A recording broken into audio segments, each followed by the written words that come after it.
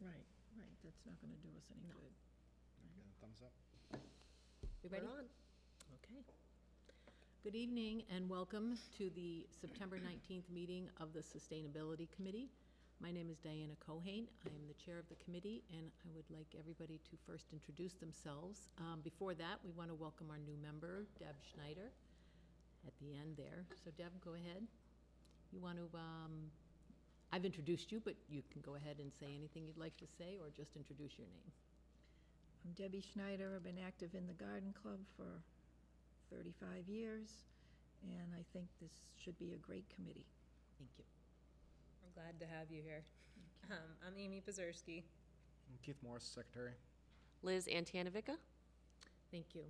And before we get started, I want to let people know that this meeting is being recorded and broadcast by Tyngsborough TV.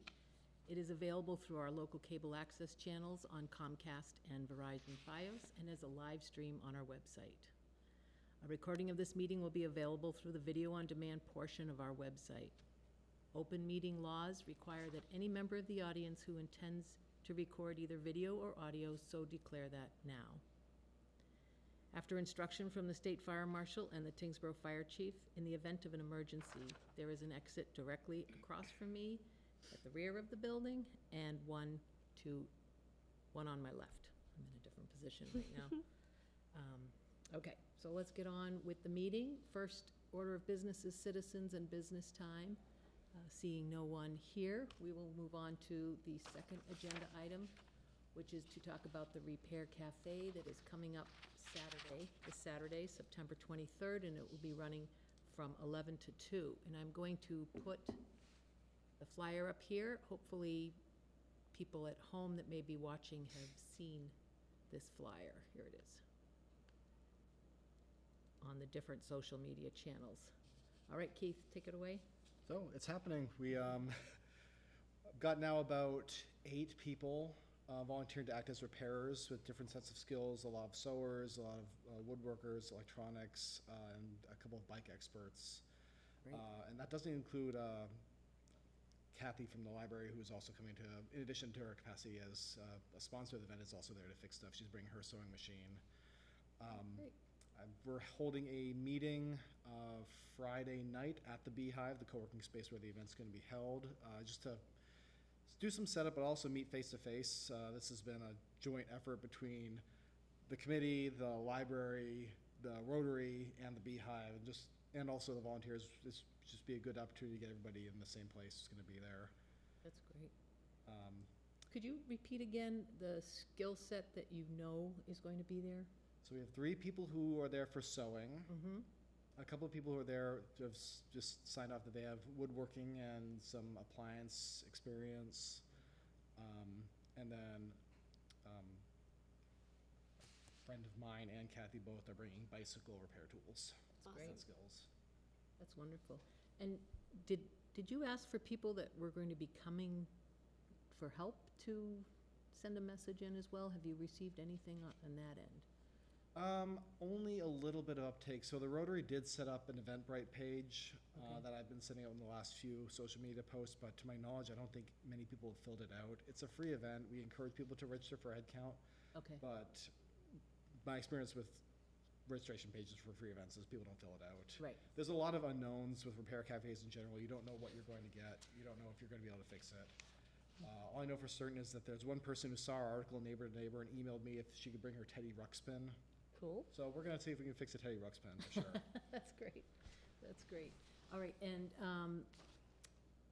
so some of our committee is going to be able to be there to help as well. Great. So what do you want us to focus on, more of having people come in and stuff like That's that? actually a question. So there's going to be some need to, I want to sign people in, if only to just could track what they bring, did we manage to fix it? And if we didn't, what could we have used, either a skill set or parts and materials for next time? So signing people in, triaging, setup and tear down. Mm-hmm. Not much beyond that, I don't think. Okay. Okay. All right. Well, I will volunteer to sign people in then, if you would like that. Okay.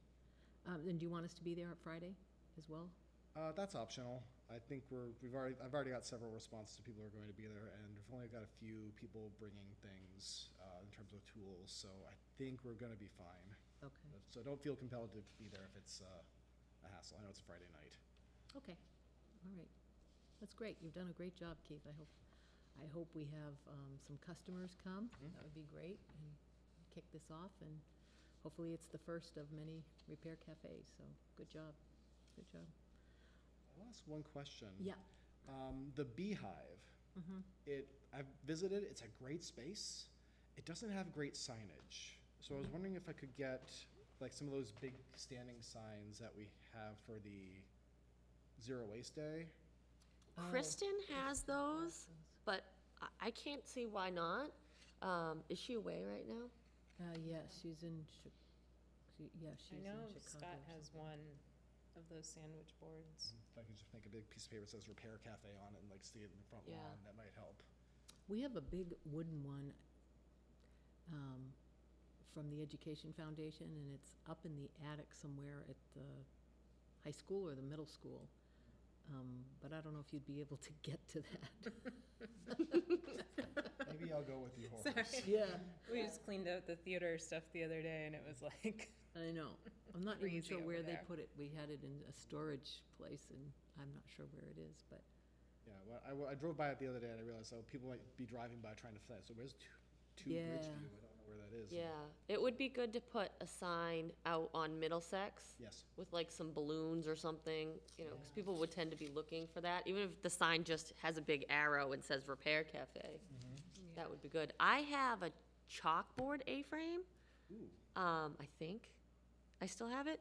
I can drop it off for you. I'll look tonight when I get home and I can drop it off at your house. that'd be great, can I just, no, you have to Yeah, sign. it's chalkboard on both sides, so you can either use a chalk marker or just a piece of like sidewalk chalk to write on it. All right, that's great, So I'll look for it, and if I have it in the attic, I'll drop it off at your house. thanks. I'll text you too and let you know. good. Okay. Yeah, and if this is something we're going to repeat, maybe we can take one of those signs and keep it. Because then we'll have plenty of time to find it. Okay, great. Zero Waste Day, November 4th, Saturday, November 4th. I don't think I mentioned it last meeting, but I meant to mention that the Tyngsborough Scholarship Trust organization is going to be having their craft fair in the cafetorium at the elementary school while our Zero Waste Day is going. So that's great, and we probably want to inform each other about what's going on. So I'll ask them if they want us to hand some sort of flyer out, or just verbally tell the people that the craft fair is going on inside the building. Okay. Can we arrange to meet with them prior to the November 4th? I think there would be a missed opportunity if we didn't try to coordinate how we're communicating about the event, particularly with traffic circulation and parking. So, if possible, it would be really great if we could all get in the same room and, you know, just talk through some logistics. Yeah, I can find out if when they're meeting. Okay. Actually, I know they're going to be, they're going to be at the, is it going to be at the Sportsman's Club? Yeah. Saturday, Saturday night, Okay. for their trivia trivia night. night. So I wonder if maybe we could talk then. I don't think they're going to have, given that they have that, That's this coming Saturday, the 23rd? Yes, yeah, yes. Do you know what time? that 7. starts at 7, but PM. they'll all be there at 6 o'clock. Maybe we could ask if those who are doing the fair, if we could meet with a couple of them just before that. Okay. Or I'll 'Cause- find out when they're having a meeting. Yeah, because I think this could be good for both organizations, but it could also be spectacularly terrible. I think that nothing makes people more upset than suddenly creating a traffic nightmare for them, getting in and out of something that they want to go to. Yeah, and do you know what time they're running their fair? I think I've seen has anybody seen their flyers yet? Yeah, I'm actually signed up. Oh, that's right, I To- saw you were signed up for that. I just can't remember. I think it's 10. I think it starts at 10. Yeah, I think I asked them to start it a little bit later so that our early traffic would be through, because usually that's when our traffic is bad, is before we get started.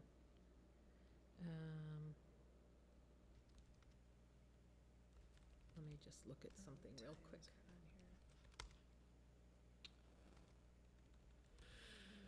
Yeah, 10 to 2. It's 10 to 2, right? Yeah. Yeah, so 10 to 2, so usually we see people, our starts at 9 o'clock, and we usually see people queuing up by 8:30 or by Okay. 8. But by 10 o'clock, it's just, there's no queuing going on. People are just driving in one car at a time. So that was part of why, but their people will be setting up for 9, Right. 8:30 or 9 o'clock, so Yeah. we do need to talk about that. So that's why I think we need to be really clear about the shared space of the parking lot and how it's gonna be utilized and who should be where when. Right. Yep, I agree. Okay, what else about Zero Waste Day? All the vendors have confirmed except these small engines. I haven't heard back yet, but Okay, usually I do hear at the last minute, and he usually does come. yeah. But they have all confirmed that they're going to be there. I also was thinking, it's hard to get people to go over to the Homeworks Energy.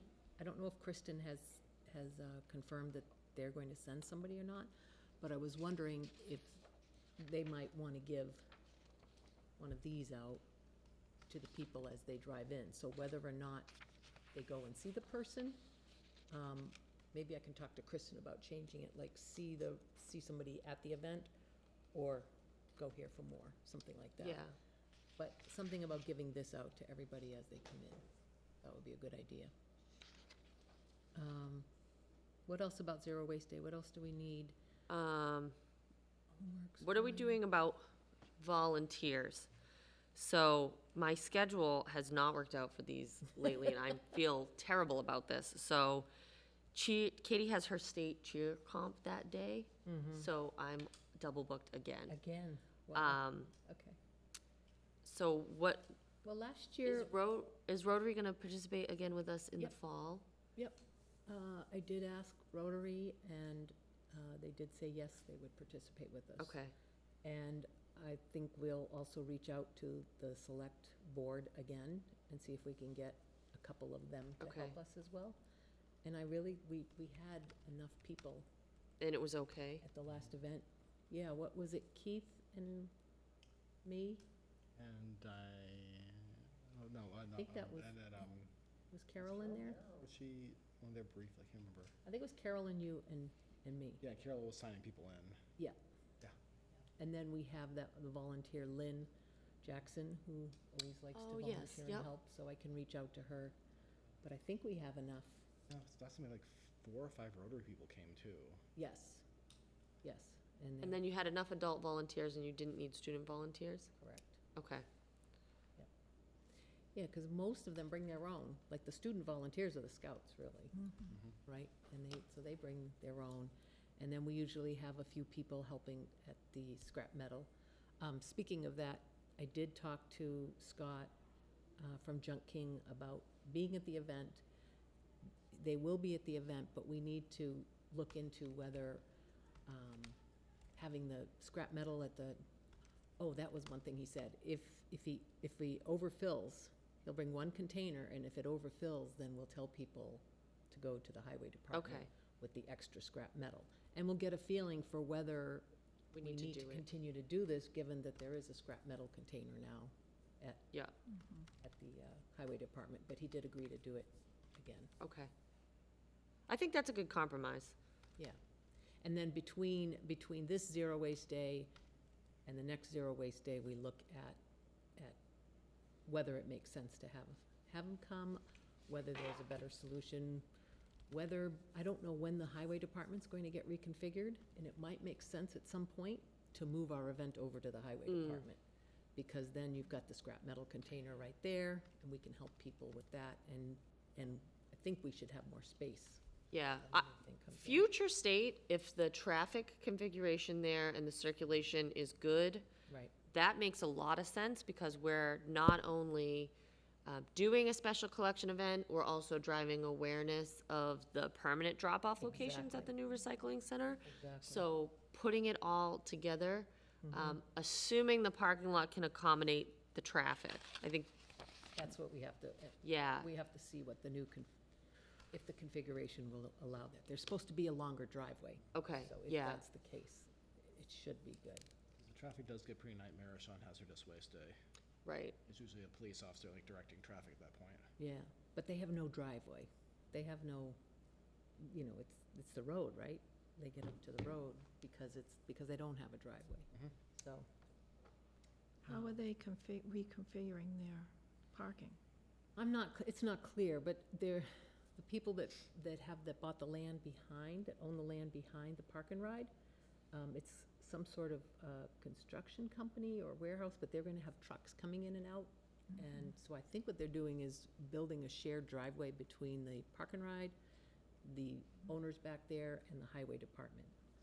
So I don't have the picture yet. I haven't seen any drawings, but we have some time to figure that out Yep. before the spring. Yep. Because we had to grant them an easement for that We had to grant them an easement space. to build the road out. Okay, So in response, they're building this driveway. awesome.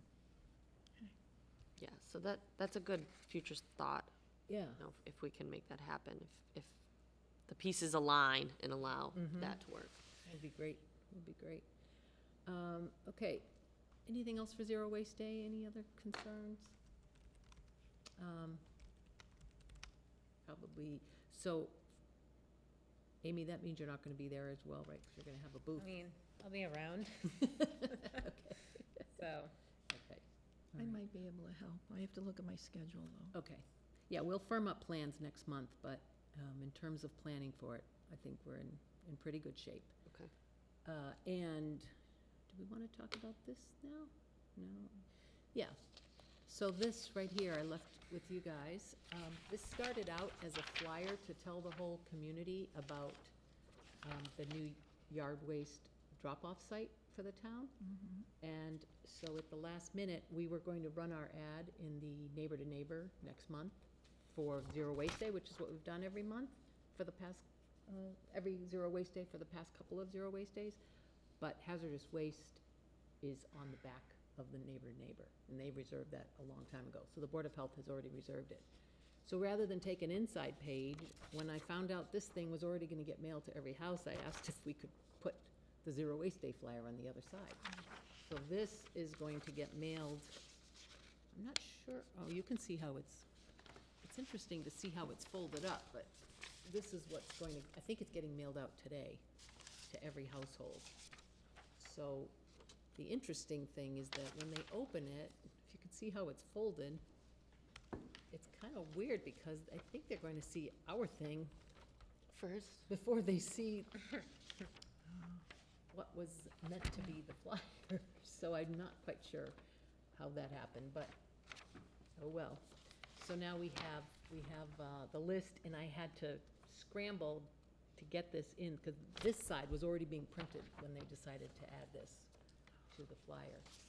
So that's when I called John King to be absolutely sure he was still gonna be able to come, because that's always a popular one. And see how it says presented by Sustainability Committee and the Tyngsborough Dunstable Rotary Club, so hopefully they're going to be there. they were voluntold. They were voluntold, that's right. And I like the way Thank you, that- Rotary. And I like the way that Carrie did this. She added this on the bottom because the scale of this didn't really fit in 8.5 by 14. So she Yeah. added this about trash and recycling. So I think that's great. I think we were very lucky to get that in, there. Okay. Yeah, that's Isn't awesome. that kind of weird? Yeah, I think it works out. It's fine. Maybe if they open it that way, they'll see that part. Yeah, maybe. Did we print these here at Town Hall, or did we send it out No, to a it was printer? a printer. It was at a printer. Nice. And I guess a bunch of them got wet in yesterday's rain, so they had to go back and reprint a bunch, because, I don't know. I guess they bring them all to the post office to get sent out like this? Yeah, with the, Yeah, the resident, whatever this is, the license. yeah. So, okay, so hopefully, we've gotten the word out, about Zero Waste Day. Does anybody think there's anything else we should do to get the word out about the event? I have a question. Yeah. Who's manning this? Tuesday to Saturday, 7:30 to 3:30. Oh, we'll talk about that. That's the yard waste drop-off site. Okay. Not us, For that. Debbie. No. Not us. Ask All them. right, moving on to agenda item 4. I had asked Amy if she could give us an update on what the energy plans are for the new middle school. And Amy has a little bit of information, but is going to hopefully get some more for us in terms of its future-proof planning that are going into it. So, just as an overall, I guess, environmental thing for construction, there's a program called LEAD, which is Leadership in Energy and Environmental Design. Okay. So, we're going for a LEED Silver certification on the project, which actually gets us a little bit additional reimbursement from the MSBA by achieving that, but it also kind of sets the tone, I guess, for, you know, how the building was designed, how, you know, a few years ago. So there's like, I just brought this, I printed this out, but they have this scorecard that has all these different categories, and they kind of go through, and there's, each category has required items, and then there's like above and beyond items that you can check off if you're, you know, if they apply. So, like some of the things we're doing, so I believe there's going to be spots in the parking lot that are gonna be ready for chargers. There's not gonna be any chargers installed as part of the project. And then there's some light pollution reduction that they've done in the design. The outdoor water use, we're irrigating the fields only. So they're gonna try and go for native plants, which Yay. I'm happy about. Just to reduce, you know, the amount of maintenance that needs to be done on the landscaping. And then, you know, there's a bunch of other things on here, and so I don't have the specifics on the mechanical systems or the electrical systems but I mean, I know that for plumbing, like, we're using all high efficiency fixtures that are gonna use less water, and so kind of all that stuff's incorporated. I did ask the designer to kind of give me an update where we are with this part, and I just haven't heard back from him yet. So when I have more info, I can share that. All right, and you tell me when you have more info and we'll discuss it again? Yeah. Okay, that's Yep. great. I have And you another did say earlier that the roof is also solar ready? And do we Yes. go for grant money to get those solar panels then, or I work with the energy company? don't know if that's in process yet, but that would kind of be like a Joe Messina question, I believe, because I know he kind of did the solar panels that are on the high school. Okay. So I assume it's gonna kind of go that same route, but I don't think the construction team is doing anything with actually getting solar panels, Right, so, right, yeah. That would just add to the cost right now. yeah. I don't need that. Yeah. So what are the lead silver, so is the next level gold, or is the next level bronze? or No, next level's gold. Gold. Yeah, so, that would require a lot more things to be incorporated into the design, which would subsequently add money, and so, you know, we kinda did the middle road there. All right, very good. Did you say you had a question? It was about solar panels on Oh. the roof, but you just answered it, Okay. so. I mean, that's the way to go, right? Oh, yeah, Yeah, definitely. And probably the way to go that costs less money, less outlay of money, is you work with the utility company. You work with a solar company that puts them on and then charges you a fixed rate, and they take the energy, right? No upfront Yeah. cost, What's that? for no upfront cost. With no upfront cost, so you just save month to month, yeah. I'm sure Yep. I think that's what they did for the high school. Yeah, I think it is. That was a while Do ago. we have solar on the elementary school? No, we need a No. new roof for that. That's right. Okay. All right. Well, thank you. And now, I think the next agenda item is to talk about the Mass Recycle Extended Producer Responsibility. And this is not the one. I had it up here somewhere. This is the Repair Cafe. Is this it? Yep. So Liz was going to talk to this item. Did you want to go to a certain place on this page? If you scroll 2/3 of the way down, there's a section where it starts to talk about the material types. Priority yeah, materials? Paint and mattresses. So that section there, if you could blow that up, Yep. that's exactly what we're looking for. Okay, I think this is as blown up as, want to just, I'll move it. Yeah, we could talk about paint first and then maybe talk about mattresses. Okay.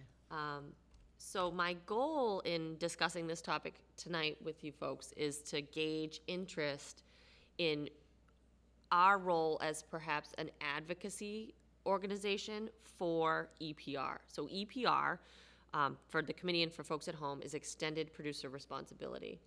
In Massachusetts, we have EPR laws for things like car batteries. When you purchase a car battery, there's a core charge, and when the battery is returned, that core charge is returned to the battery, almost like a deposit. Same with motor oil. So when motor oil is sold, the shop that sells it to you is required by law to take that back with a receipt, and then the manufacturer of the motor oil pays into a fund that allows for the proper recycling and disposal of motor oil. So these are programs that are already in existing today. They benefit individual residents in that there's a real need to manage these materials. Batteries and motor oil are particularly hazardous when they're improperly handled. They can be expensive at their end of life. And when residents have no options, the next place that it falls is the municipality. So the municipality is often left holding the bill for materials that, we'll talk about paint and mattresses in a second, but the municipality is usually stuck between a rock and a hard place. Does the municipality pay the costs of proper disposal of problematic materials? Right. Do they pass 100% of that cost on to the residents and hope for the best? Or is there some common ground where maybe the residents and the municipality share that cost? So, and this has come to a head a little bit with mattresses lately. Cities and towns are really scrambling to find solutions that are tenable for municipal budgets, to try not to pass the full cost burden on mattresses. And I think we had an inkling that it was going to be expensive to deal with mattresses, but I don't think anybody was prepared for the private sector to say, well, the market price for mattress disposal is $150. And that's what it is today, absent a subsidy that's coming from a city or town. So we have two categories of material that there's a real need to not only deal with the current disposal needs. I'm getting rid of the mattress that I sleep on in my home, or I have paint that I bought at Home Depot. I painted one wall, I hated it, I want to get rid of that gallon of paint. But there's also a category of these materials called legacy items.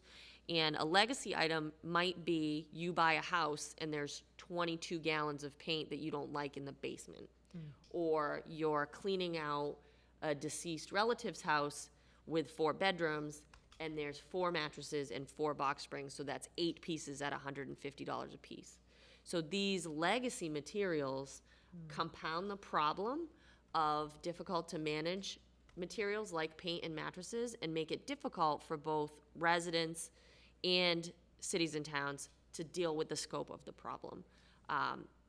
Mattresses are challenging to move around and they're expensive.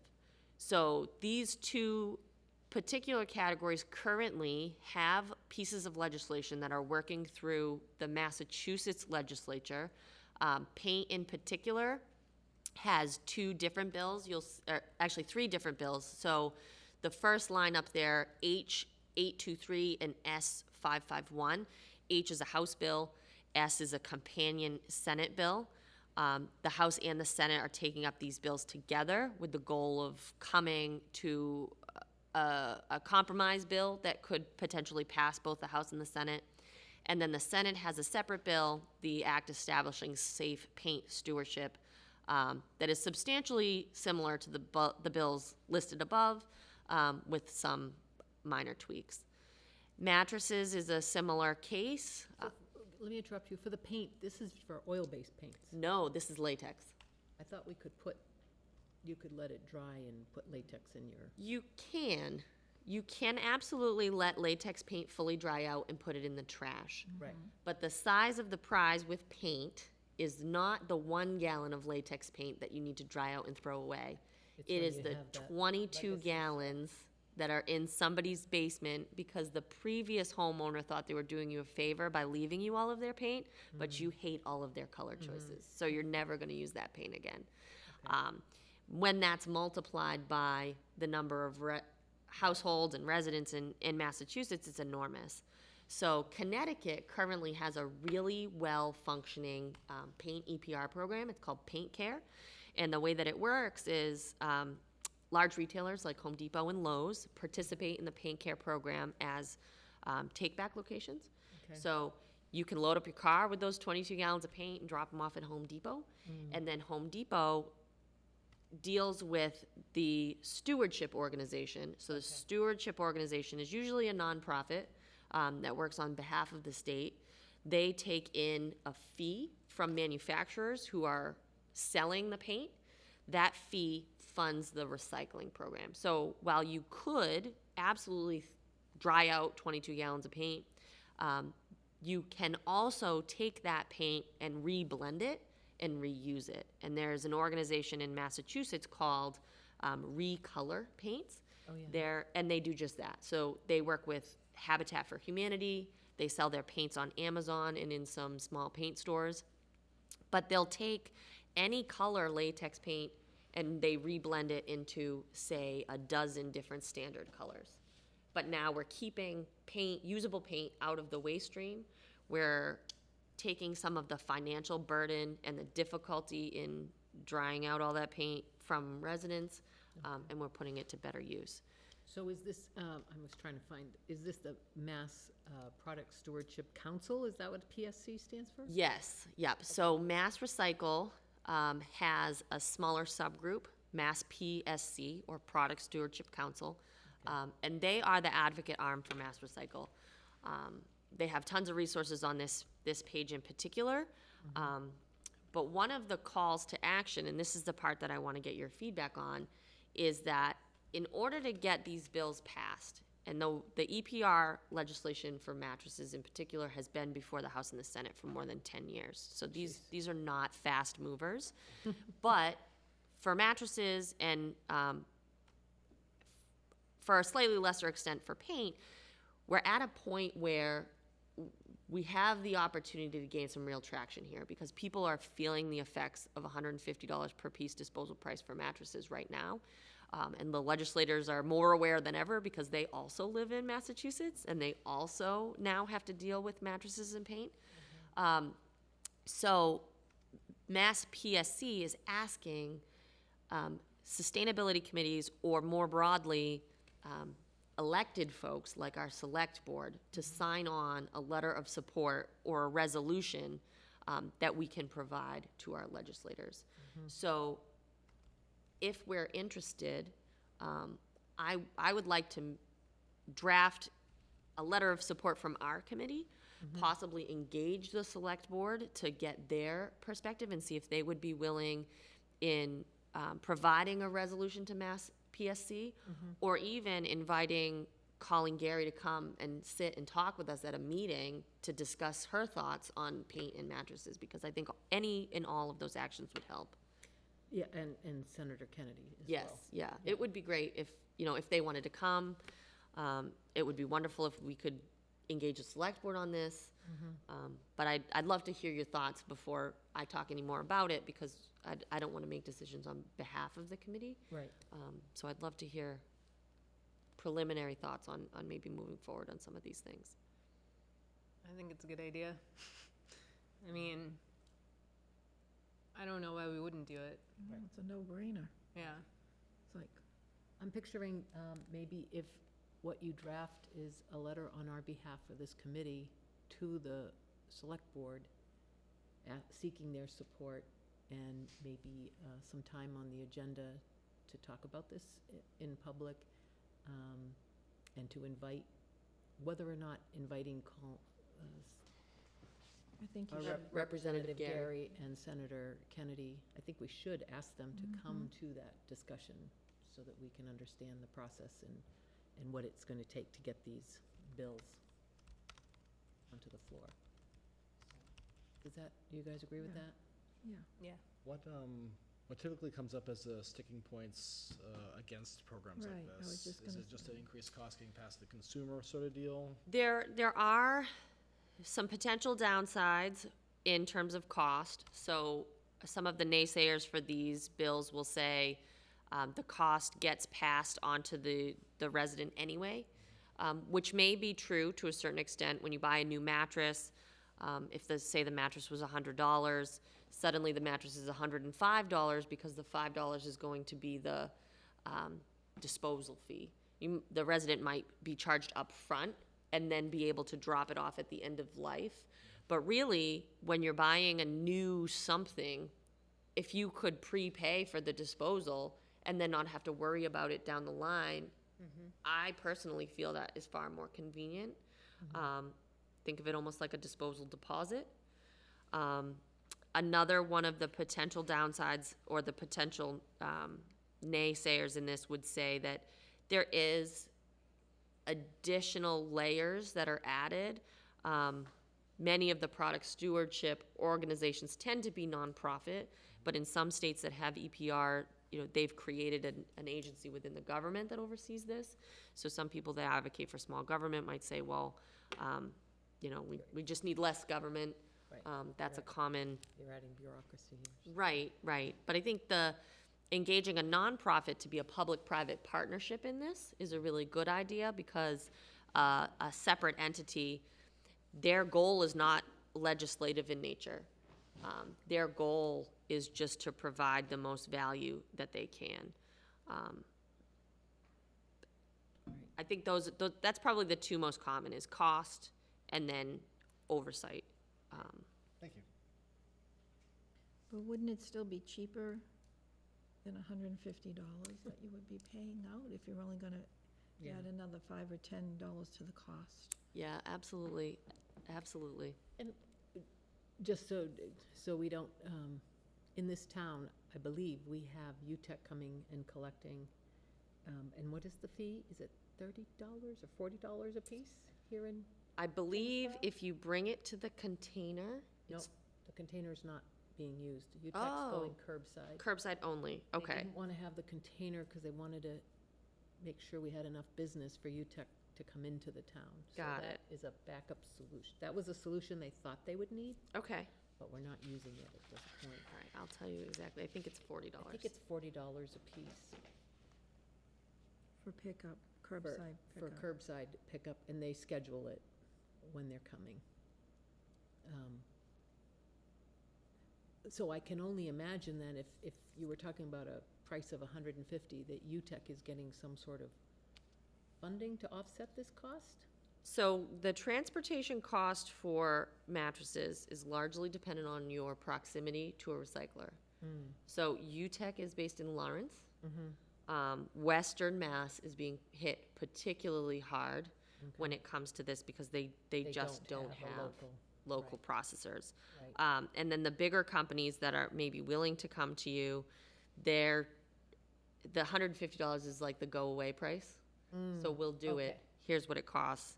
I think the last time I spoke with Tough Stuff, who is trying to grow pretty aggressively, they're at around $75 for private pay. There's another company called Green Mattress out of Brockton. They're about the same. I actually talked to Adam Dooley today. $65, I think, is what he quoted. Okay, But that wasn't to come to Tyngsborough. That was to come from Brockton to Bedford. yes, yeah, but we do have a price of $40 right now. Uh, But even $40 a piece versus, $5 Right. added to the price of a mattress. And that's per piece. So one mattress is one piece. Right. One box spring is one piece. So if you have both, mattress and box spring, at $40 a piece, it's $80 to dispose of that. One of the things that makes it complicated for us here is that unless New Hampshire goes that way, everybody here buys their mattresses in New Hampshire. Right. And then Massachusetts is stuck figuring out how to dispose of these mattresses. Right. And that is where the legacy materials comes into play. Right. So with paint care in Connecticut, and Maine has something similar with batteries, these existing EPR programs, you don't need to say where you got it. Right. If you have paint that you bought in New Hampshire and you are a Connecticut resident and you're using paint care in Connecticut, you just bring your paint. It Right. doesn't matter where it came from. Right. So there is a little bit of that importing material from other locations, but good functioning EPR programs take care of the residents in the state. place that they're functioning. Right. You wouldn't want to say, like, Maine batteries. Anybody who lives in Maine can bring any type of battery to a battery recycling location. They're recycled by a product stewardship organization, regardless of where they came from. There's nothing that says this is a Massachusetts battery, this is a Maine battery. It's Right. just all batteries are recovered for recycling. It was like Efficiency Maine was doing this program in Maine. You could go to the hardware store and you could buy LED lights for like 15 cents a light. I mean, incredible price. And you could see the original price, it was like $11 for these, and it was 20 cents or something like that. It was crazy. And you didn't have to show that you're a resident of Maine. You go in the hardware store and you could buy these lights. So it's the same idea. Yeah. And for these two material streams, paint and mattresses, the material that is recovered is still a valuable material. So the example of paint, once the liquid latex paint comes back, it is reblended and resold. So it isn't that suddenly we're taking the burden from residents, we're just putting it on industry. That's not true, because there's value to the recovered material that is then captured in this program. That's great. And that value is not borne by industry, because it comes out the other end. The same is true for mattresses. So there's recoverable textiles, recoverable metal, Right. that help offset the cost. Good. All right, so do you mind drafting that? Sure. And maybe pass it by the committee, just to make sure everybody is okay with how it's being represented? And if we all give it the go-ahead, then we send it to the select board. And this is a letter requesting their support and discussion. Discussion and invitation of our representative and senator. Okay. Thank you for doing that. And I know you wanted to get this done a little earlier, but Life gets in the way sometimes. that's right, that's right. Okay, any other discussion on mass recycle? Okay. Awesome. All right, updates on new programs, the recycling center at the highway department. I've gone back and forth with Tiger Press. I think they were having some issues in the summer of having people there consistently. So finally, the signs have been approved and they should be being made and being sent. So that's great. But I don't have any update on the timing of the reconfiguration of the highway department. And I need to dig into that and find out. Have they moved the universal waste shed? No, that's gonna happen when the whole thing gets reconfigured. Okay. They figured it didn't make, something about, it's kind of a fragile building, and they didn't wanna move it two more times. They've already moved it once. Yeah. So, they were gonna do it with the whole reconfigurations. But hopefully by the next meeting, I will get an update Okay. on the timing. Yard waste drop-off site. So I think the word's gotten out, but there'll probably still be more people that will be surprised by this. So the town is sending out this flyer, and it should be arriving in people's mailboxes this week, explaining the new yard waste drop-off site that's opening Tuesday, October 10th. And I believe it stays open until December. The second Saturday in December is when it will close. And it's going to be open Tuesdays through Saturday, 7:30 to 3:30. And it's right across the street here. You probably saw the cones this time, right? Last I time did. everybody's like, what? The cones there, the driveway is right there. And the great thing is that the highway department will have back and access to that site from behind. And so they'll be able to go and turn the piles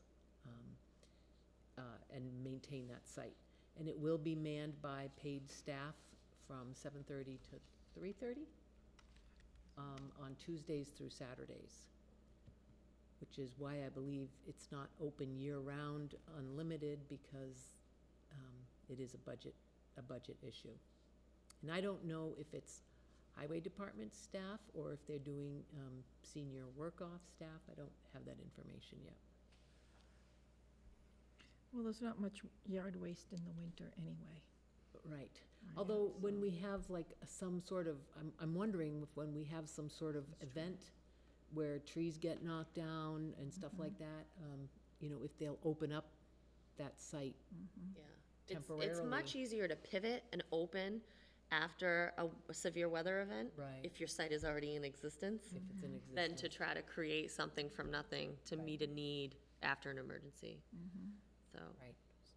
And so there've been some people concerned that they're not going to be able to get their yard waste to this site. And in this flyer, it does give people information about reaching out to the town if they need assistance getting their yard waste there. So we'll see how this goes. I hope it goes really well. I think it's good for the town. I know some people are a little concerned because it's a change, and the people that did use the curbside, which is not the majority of the town. I think that it's a significant minority of the town used the curbside pickup, because I don't know if you all saw that truck driving around, but I don't, at least where I live, they're not picking up from anybody, a few No. houses. I don't know about your neighborhood. well, in my neighborhood, you'd put the material out on the designated day and it'd sit there for 2 more weeks. Right, and then the bags would get The wet. bags would be wet and Sometimes, frozen to the yeah. ground. And Yeah, and I don't know, again, when it'll open up in the spring. It says it'll open up in April, but when that will go to, I don't know what the regular schedule is going to be, but is it going to be all through the summer, which would be great when they open that up? I don't know if they just haven't decided this yet. Yeah, which is fine, because I think in the beginning, we have no idea what the volume or usage is gonna be. Right. So it's wise to hold off in determining the schedule Right. until we know how people are gonna use the site. Exactly. So I think it's a good thing for the town. I think it provides that flexibility too, that people can bring stuff as they need to. We did have a set of questions from our last meeting, that we're having a changing of the guard going on right now, so it's kind of getting hard to get answers here at Town Hall, so hopefully we'll get answers, but there were questions that you all had about, are they gonna monitor the temperature?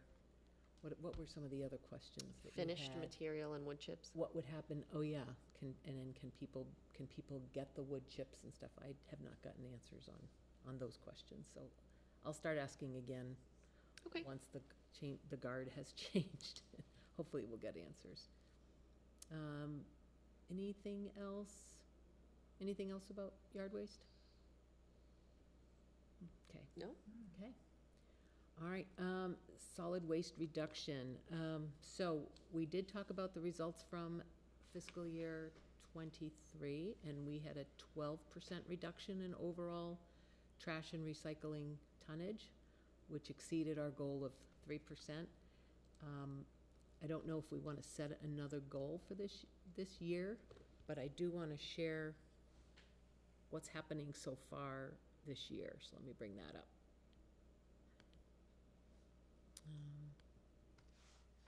Okay. So I started this year, so let me make this bigger. And we can see what's happening. So with this new contract, they pulled out the collection of the containers that what do you call the containers? Dumpsters. You know, the dumpsters that are at the municipal buildings, the schools, and the apartments. They pulled that out, and you can see over here where I'm highlighting, that now they're charging a collection fee every month to go collect that trash, separate from the residential toter collection. Can you scroll down so you see your full heading? Is that collection, is that hauling and disposal in 2 columns? Why won't it? What's the 31 and the 15? Oh, it won't go up there, huh? This is, trash, this is residential trash collection. Oh, okay. So it's 31,000 every month to collect trash from everybody's curbside.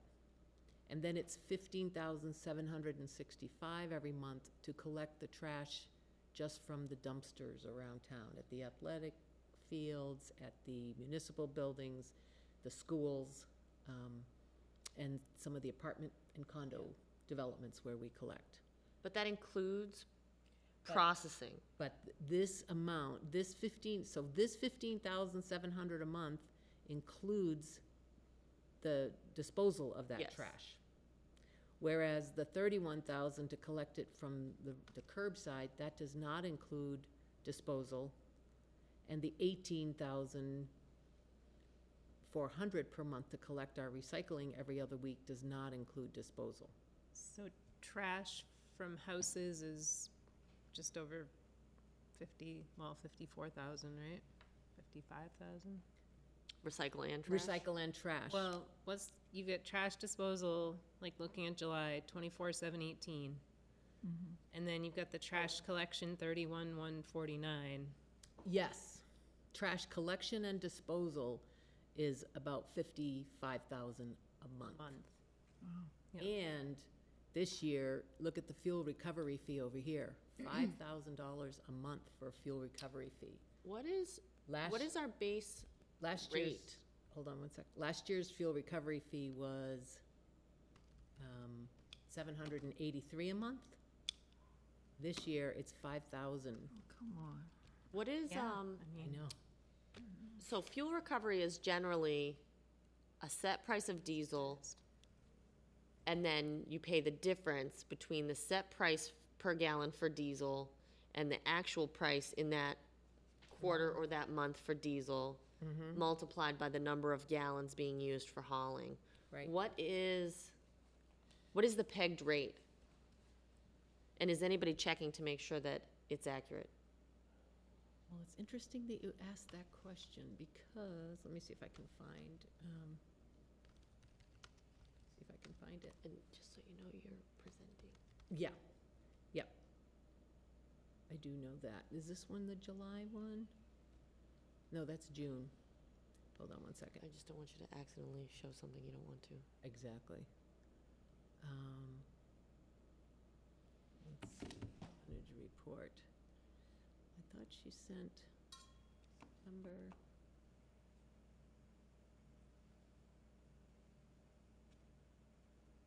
Okay. Here it is. That's June.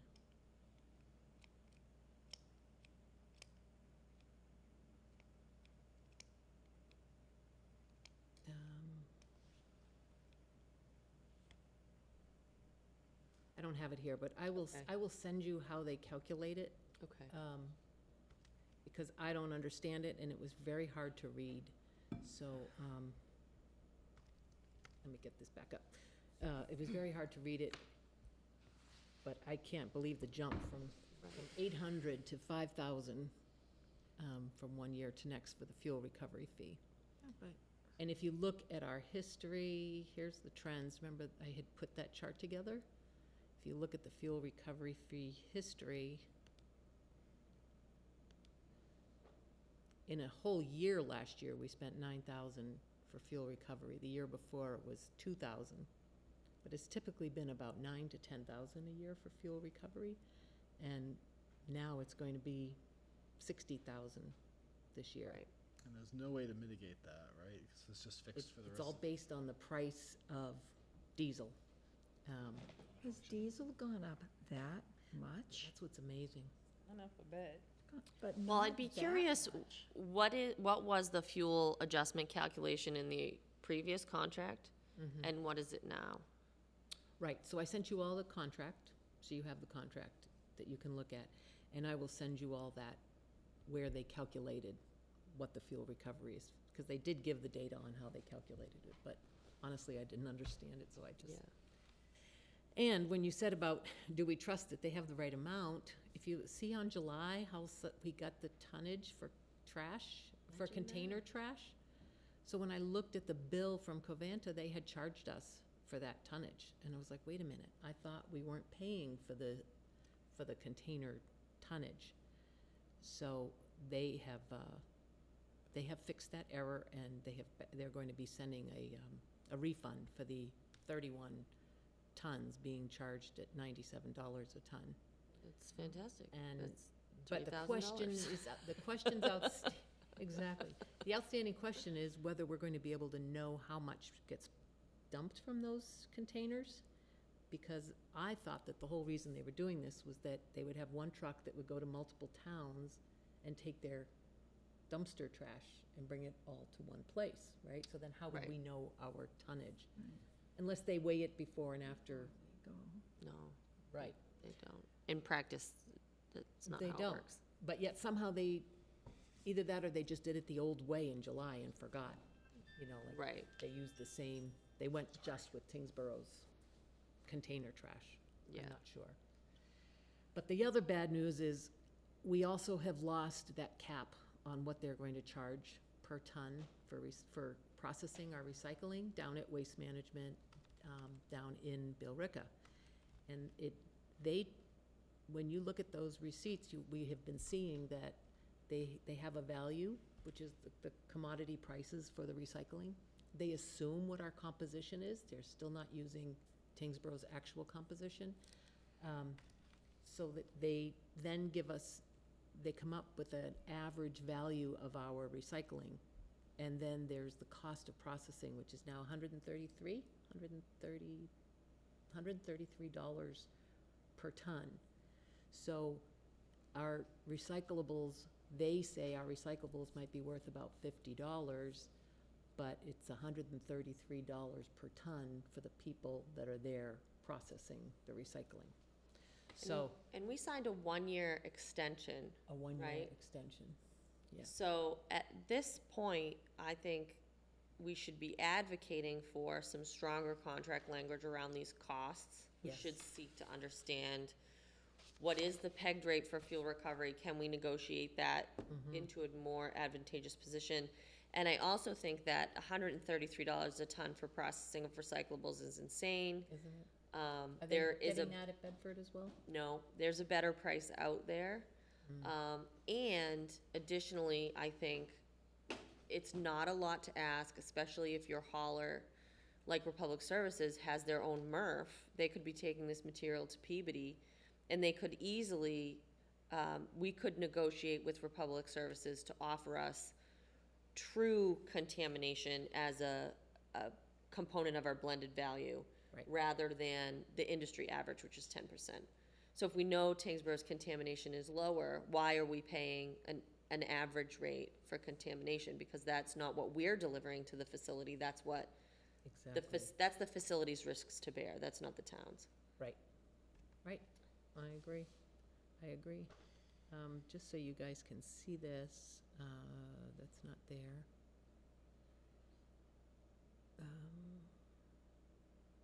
July and August. Okay, so I just wanted to show you guys how this works. Oh, this is Covanta. I'm sorry, Diane, I have about 5 minutes before I have to leave. Okay. All right, so here's how it works. So you guys can all see this. Can you see this chart from there? That's still kind of, hold on one second. Let me get this, So Waste Management Pillerica produces this chart, right, yeah. that's where this comes from. So these are all the commodities, right?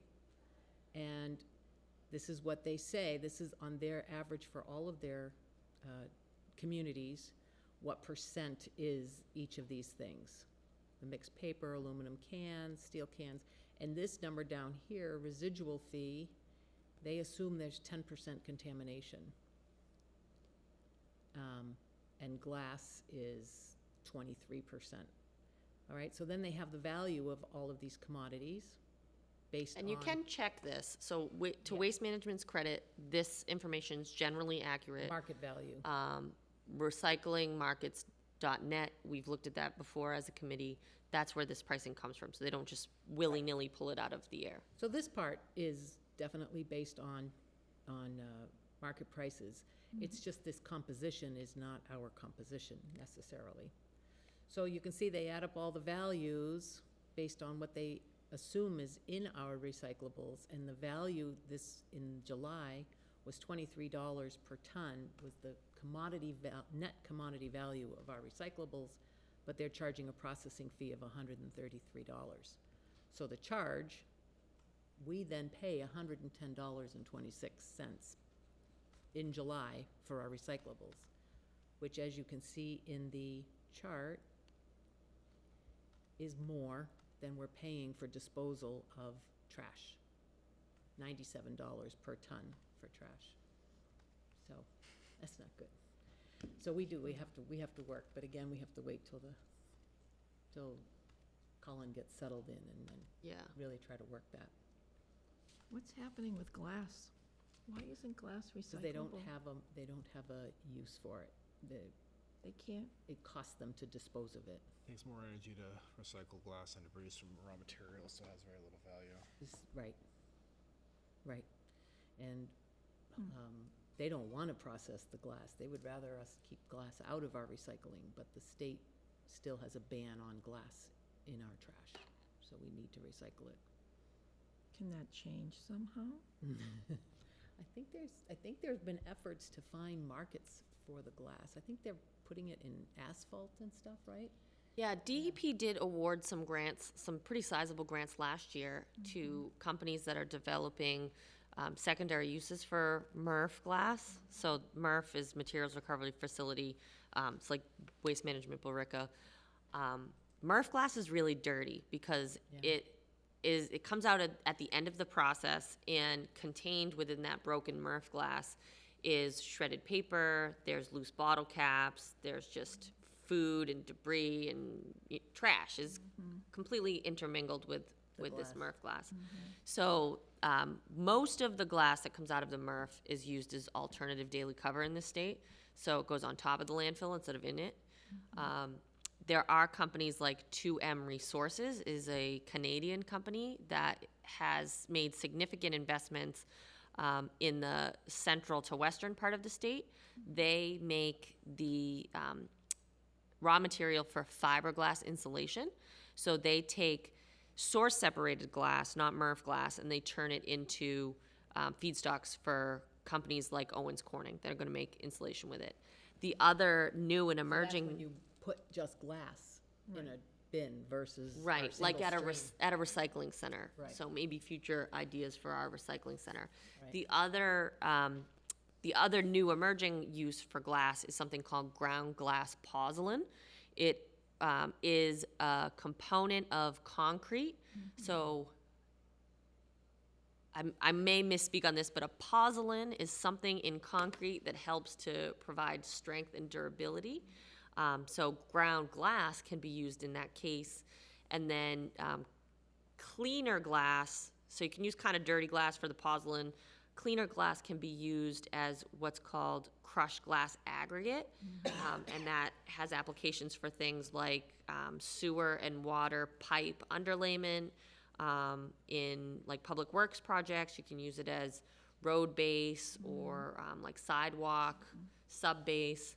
So Mass DOT is working on implementing new regs that would allow for crushed glass aggregate to be used in roadway projects and things like that. So if the end markets for recycled glass improve, then there's economic incentive to either collect more glass or clean up the glass stream before it turns into dirty MRF glass. Right.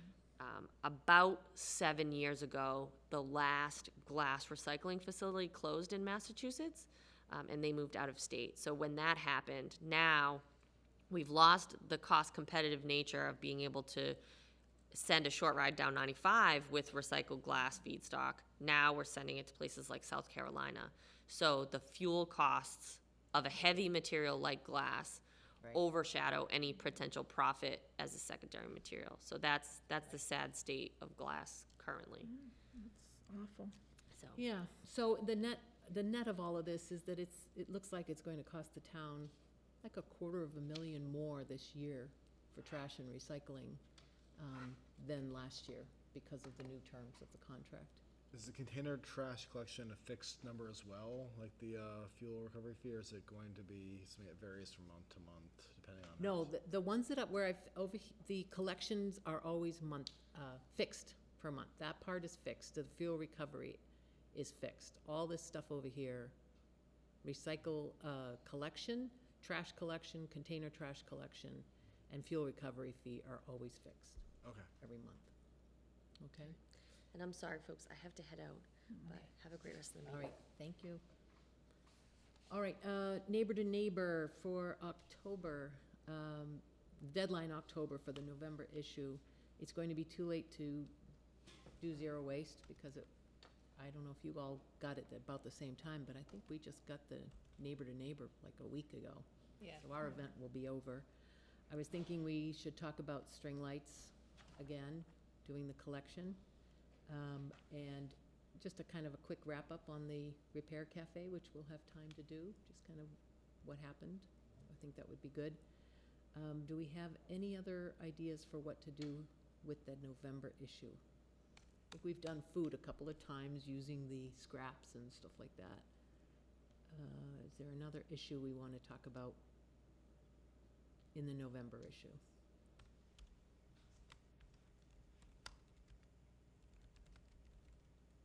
Any ideas?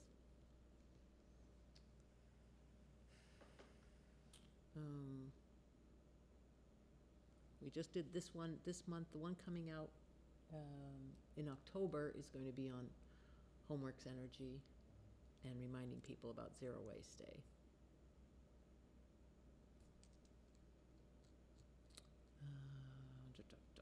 I don't know. What other topics you said we were already considering? It was the wrap up of the Repair Cafe, and what else? The string lights, String collecting lights. the string lights. Will it be in time for Thanksgiving? Mm-hmm. Yeah. Usually the Thanksgiving one we reach for, right? Right, that's what, we've done it a couple of years in a row, talking about, using the foods, the food. Right. Trying not to throw food away, but we gave them some recipes. Last year, I think we did recipes, things to do with leftovers. We've kind of hit everything. I don't know. Should you let people know how much it's cost Mhm. to do the to do the trash? And how it's gonna go up? I don't know whether you wanna put that number out there. I don't know, I know. I don't know what the ask is. In other words, you share it with them, but what can they do about it? Nothing. We can't tell them to recycle more because that cost is up Tell too. them to not buy things that produce trash. I know, yeah. That goes back to where we set another trash reduction goal for this year. Sounds like we really, really do, because the cost is going up so high, but like, And how did So they maybe we do that, maybe that is the ask, is how important it is to reduce reuse, the use and repurpose? reuse, repurpose, and that, again, food waste is the heaviest chunk, right? in yeah, we your- can go back to the Waste characterization chart if we want to. What about That's it. textiles? Isn't that heavy too? The textile, how is that going, the textile recycling? Good. I mean, we've been collecting a lot of textiles. Mm-hmm. We had the characterization study, it was a very small amount of the It was in- trash was textiles. It was low single digits, I believe, in terms of percentage. Compost was what, like 50? Do we More, have it's that? like 2/3 was either Yeah. residential or like industrial compostable, which Yeah, includes I mean, paper. composting would be a huge step to saving a lot of money Mm-hmm. on our trash Yeah, costs. Where did we put that waste characterization study? I was gonna bring that Um, up here. people don't wanna have a compost.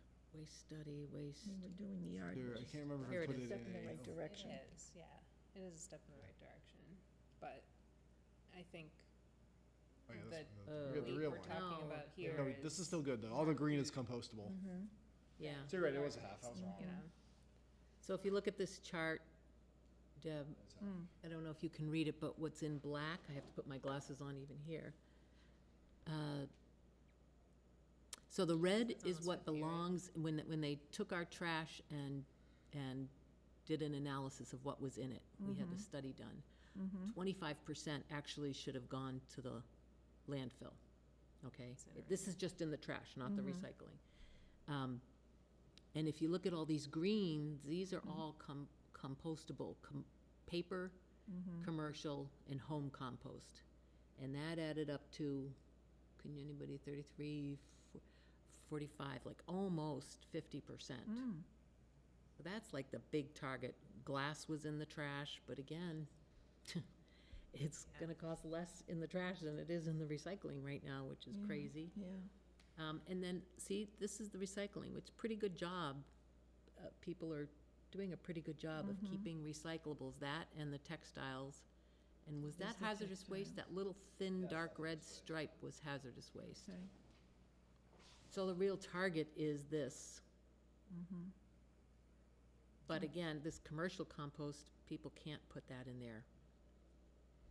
And that's one of the goals that we have, is to try to get a compost that the community can come and bring their food waste to a spot at our recycling center. But we were asked to wait until the new highway department configuration happens, so, That would So- be awesome. yeah. So I don't know if we address that? Should we just put the picture of the waste characterization study in? Yeah, we can do That- that. We haven't This- done that. This, Not, well, Made a Keith simplified made a diagram. simplified one. okay.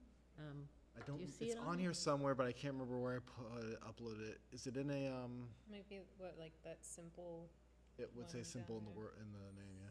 Simple grayscale. Yes. Yeah, there we go.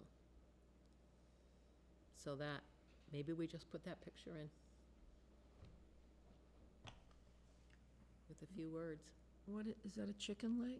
Yeah. Chicken leg, yeah, So that was the commercial compostable, because you can't put that in your, you don't wanna Backyard put that in your compost. backyard one. Right, the meat and stuff, right? Right. Yeah. right.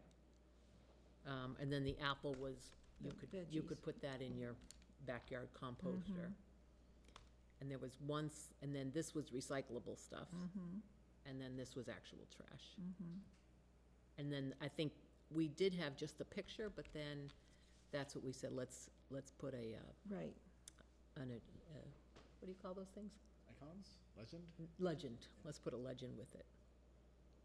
So maybe we see if we can just put that picture. I made a grayscale specifically for going to neighbor. yeah, no, I think you should put that in. Okay. All right, I will do something up and send it to you all for input for that one. Okay, and new resident packets, we just need to get an update. All of those that were added that for our last meeting have been delivered. And now we're going to be putting this flyer from Homeworks Energy, we're going to be putting that in the packets as well. So that's good. And not right now, but in another month or so, we'll start adding this flyer that has the drop-off yard waste as well as the zero waste day. Ugh. Yeah, When's it going out? might be too late by then. Yeah, when's it going out? Well, what we do is as new residents move into town, we bring them a welcome to town packet that has all sorts of stuff in there for what to do with their waste. Could you change this for the ones that are going in the packets to just say like the first Saturday in May and November or whatever? Yeah, maybe I could put something that goes across there that says always the first. Yeah, instead of Yeah. having a specific date. Yeah, Wasn't that in the neighbor to neighbor? Didn't you put it like that? We did say that, but when we passed these out, like, I don't wanna throw these away, No. but if I could put a little thing over a strip on the top that says always the first Saturday of November and the first Saturday of May, that would be good. Okay. All right, good idea. Town website, I have nothing on that unless anybody has cycles or energy that they want to put towards that town website. I don't know when we're going to get to that. Actually, you know what might be a good idea? Because we've all seen it so much. Have you looked at the town website, Not lately. do you want to give it a shot of, see this thing where it says the waste-wise part? See on the green part? Where it says, Sustainability Committee waste-wise? Just take a look at it and tell us what your thoughts are. Just a new perspective on what residents see when they go to the website, if they have questions about what to do with things. Tell us what your thoughts are. Okay. Great. Is there only one townwide cleanup a year in April? There is only one townwide cleanup a year. All right. It's usually during Earth Day, right?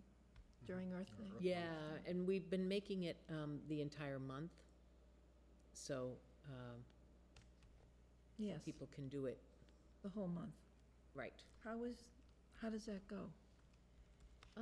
It goes well. Last year, we didn't have as many people participate, and we've been trying to figure out how do we make it something where more residents take part in it.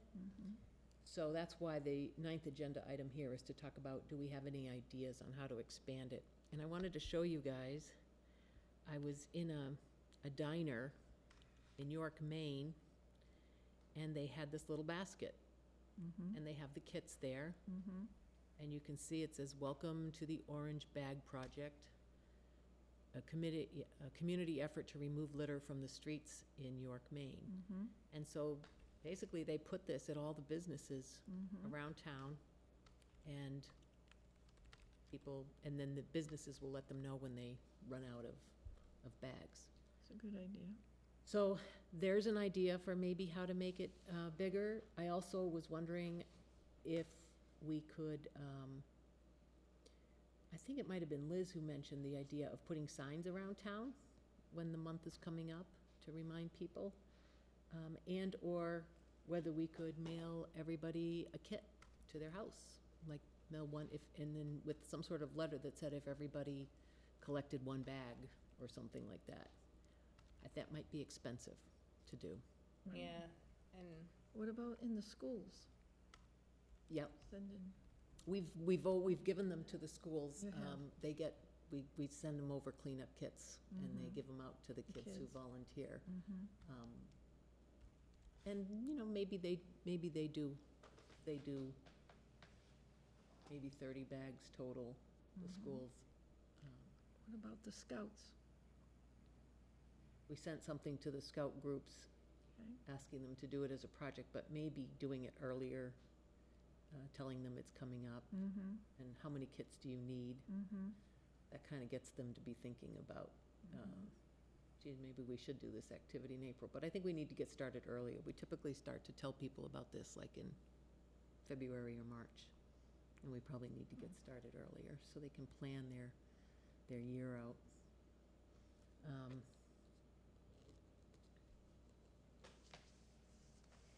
What do you guys think of this idea of putting them at the businesses? Do you think that would be Yeah. worth our effort? I mean, you have them here. Yep, we have them at Town Where- Hall, where we have them else? at the library, Highway Department. Yeah, that's right. Where else did we put them? I delivered them to the schools. And that was it. Oh, and we had Enterprise Bank hosted some this year. Oh, so And they that's a did- business that yeah. that does it. Yep, and they did have all of their kits get taken this year. Right. Okay. All right. So maybe reaching out, does anybody know how do we find all the scout groups? Because I'm wondering if we should get going on letting the scout groups, I don't you know, know who the scout leaders are I for don't the either. town. do you know? I know Steve's still involved, Steve Bertum. Well, I thought he was involved in a group that's in Dunstable now. Oh, I don't know. Yeah, I kind of thought they were combined or something, but maybe I'm wrong. maybe, Not maybe. sure. Okay. I guess we could ask the mean- scout troop that does the electronics collection. Yeah. We could ask them if there they you go. know how we get in touch There with you go. Aaron. Aaron and, yeah, okay. I will see if I can get a list. Maybe the Tyngsborough Rec Department knows them. No? They might. Okay. I know that Jen is the whatever the sectioning is for the Girl Scouts. She it's Drake at Tyngsborough. Jen. Can't remember her last name right now. But I just gave her some stuff for Girl Scouts. Oh. And she said, "Oh, I'm running the local council. I can't remember Can what you it's send called, me but that information? yeah, Okay. I'll get you in touch with her." Okay. Okay. Okay. Awesome. All right, correspondence, the only thing I received, I've received a couple of calls passed on from Town Hall asking questions about Zero Waste Day. No written correspondence, but there was one woman who was interested in the paper shredding, and we're not offering that this year. So I don't know how to help her. She, How come? Rotary was doing it, and they're not doing it this year. It's expensive, and it's kind of tough to have an event where everything's free, and then you're asking people for $10 a box for the shredding. Mm-hmm. So I think they just barely broke even Okay. for the last one. I think the last time they did it was a year ago? A few years ago, Yeah. We a have year a and half. shredder That's what here they did. We have a shredder here. that the town can The use. town, yeah, Anybody in town the public can can use use the shredder. Oh. Maybe that's something to put in a neighbor to neighbor again. Not everybody knows that. Yeah. That's probably something to put in there, The but, big one, right? yeah. No? But the woman who called had like 10 years' worth of tax returns. Mm-hmm. And I guess this might help. Yeah, But- because your one at home is like this. Yeah. right? The one here is bigger. Yeah. Yeah. Okay. Yeah, maybe we can let people know about that. Mm-hmm. And I'd also like to reach out to the banks and find out if they're ever going to host, because some banks will do that. They'll have paper shredding events Really? for the community. So that would be good if one of them did it here. All right.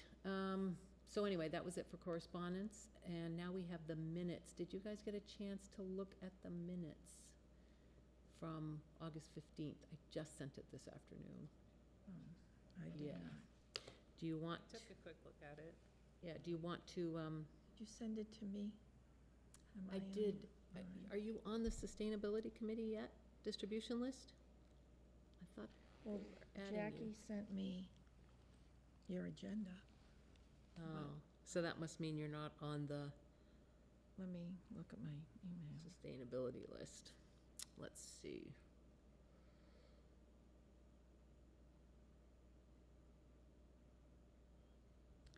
Meeting No, minutes. I don't have an email from, No, I think you didn't get it then. Okay,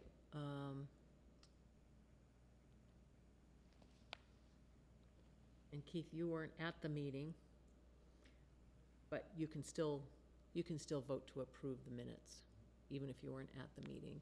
Same with you, Deb. Or we just wait until the next meeting to approve these. if you don't feel comfortable voting, either of you, on those. Wait till the next meeting, is that okay? Yeah, it's fine to wait till the next meeting. We'll hold it off. And we did approve, at the last meeting, we did approve the minutes of May 16th. I believe I sent those to You did Jackie send them in already. already? Okay, perfect. Okay, good. All right, So do I need to talk to Jackie again to get it? Because she forwarded your agenda to me, but she must know that that I need to be on the list. yeah, and I think when I spoke with her, she said the only person that can add anybody to the committee was the town manager, and he's been a little distracted the last couple of weeks. Okay, that's fine. So, Colin starts on Wednesday, Mhm. so I will make that one of the first things he does, is add you. Thank you. Although he'll have nothing else to do. Yeah, he'll have nothing else to Yeah. do. And I know that Jackie is trying to get that done too. Okay, that's fine, thank you. So what I will do from now on is I will address you until you let me know I'm getting these from Okay. sustainability, All right, okay? thank you. Sorry Diane. about that. No, it's fine, thank you. All right. All right, any new business that anybody else would like to discuss? No? We are all set then? Can I get a motion to adjourn? I motion that we adjourn. Okay, Second. motion by Debbie, second by Amy. All those in favor? Aye. Aye. Opposed and abstaining. That carries 4-0-0. We are done. Good night.